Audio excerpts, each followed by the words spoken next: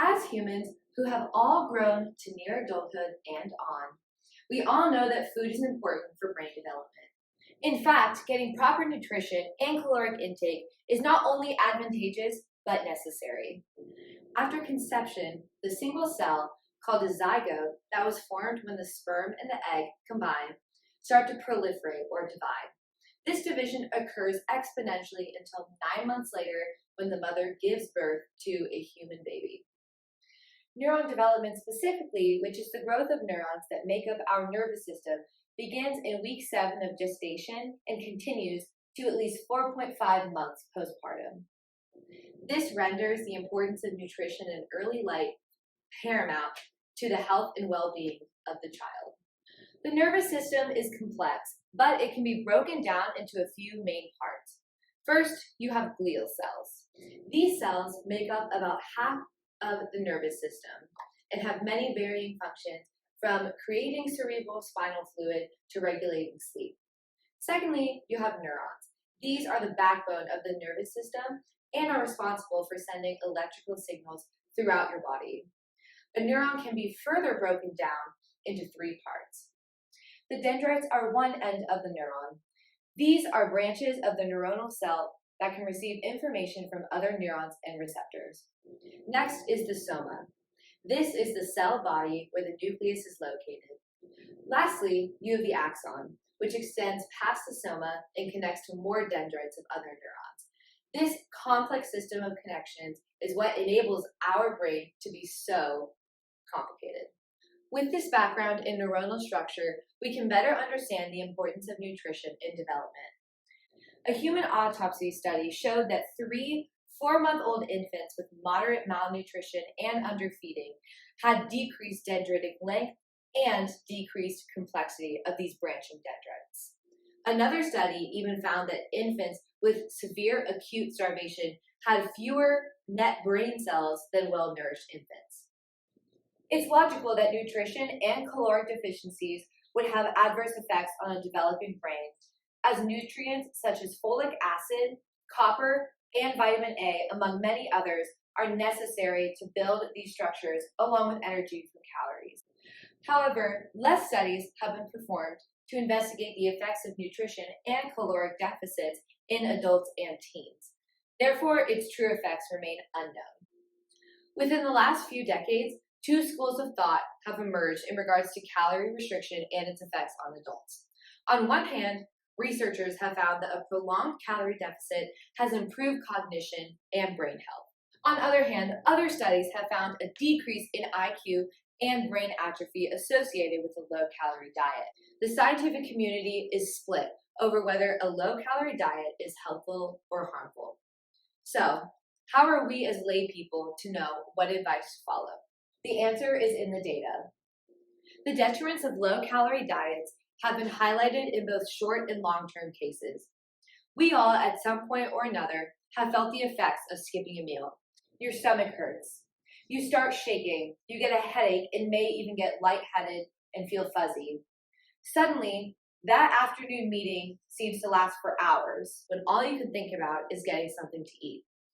In a short-term time frame of a few days or weeks, studies have found that your body experiences these same symptoms.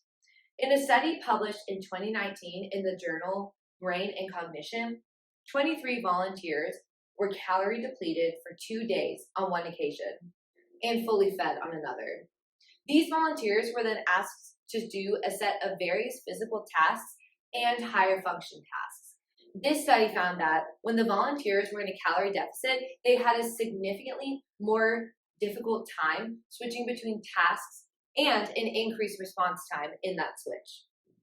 It was also noted that in this calorie-deprived state, mood states of tension, depression, anger, vigor, fatigue, and confusion were all significantly elevated.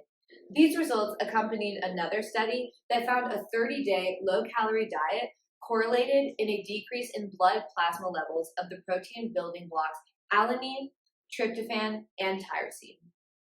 This was accompanied by cognitive defects like a decrease in vision precision and reaction time.